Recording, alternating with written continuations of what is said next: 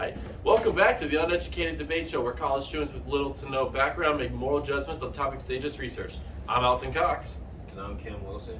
All right, so our debate for today will be the death penalty, or those with a college degree call it capital punishment.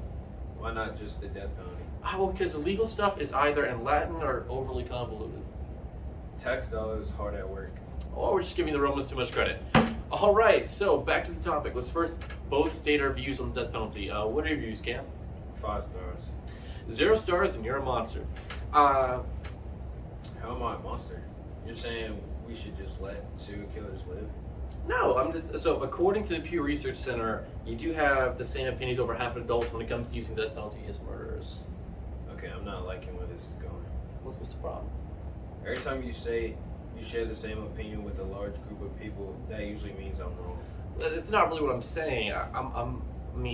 So the Death Penalty Information Center provided statistics showing that states without the death penalty have lower rates of murder than states that do have the death penalty. That doesn't logically make sense. Are you saying that the death penalty creates crime? No, but what I'm saying is I believe that the death penalty is a byproduct of states' culture.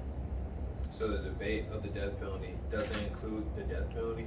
Run that by me. But what I'm saying is that I've realized the death penalty itself could be possibly part of a larger cultural problem. I got the idea by looking at the Amnesty International website. They quoted that the death penalty is a system of culture of violence, but not a solution to it. Which made me think, if the solution to violence is to then create more violence, then maybe the system put into place could be the cause of the initial violence in itself. But what about serial killers, school shooters, and all other really bad people? Why would we spend money to keep them alive? Well, for one, that argument is very much without evidence.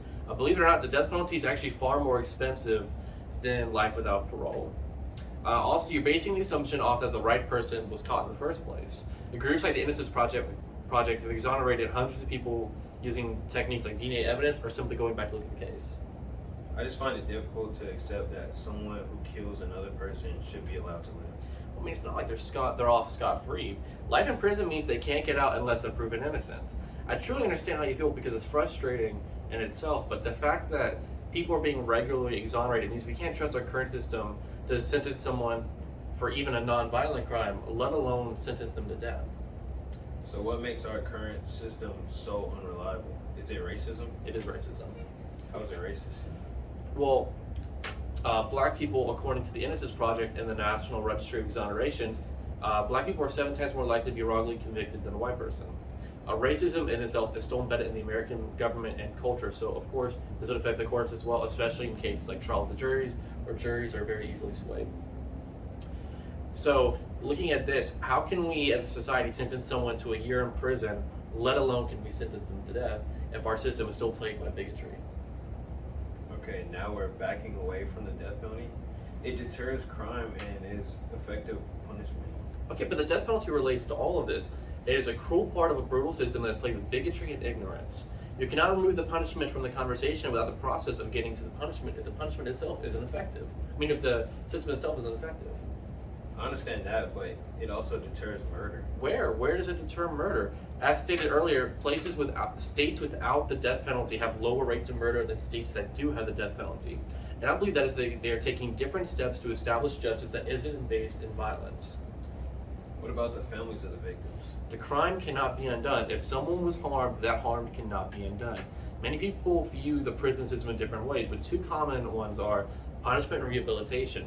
And I believe as a society we should be looking to rehabilitate, not to punish. So we let Ted Bundy out? Cases like that are extremely rare, but let me ask you this. Is killing them really a punishment? Not when it would be better if we would force them to confront their crimes, have them live with the guilt and trauma they caused? Would that not be a more effective punishment? But they deserve to die. An eye for an eye makes the whole world blind. Not to mention, you're making an emotional argument, but logic dictates that a violent society kills people, but a worthwhile society would try to help them. I still feel like the death penalty is necessary. And you know what, so do I sometimes.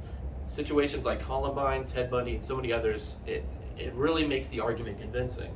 But we have to side with the facts, and the facts state that death penalty is not a solution to our current system, not without major changes to our society in itself.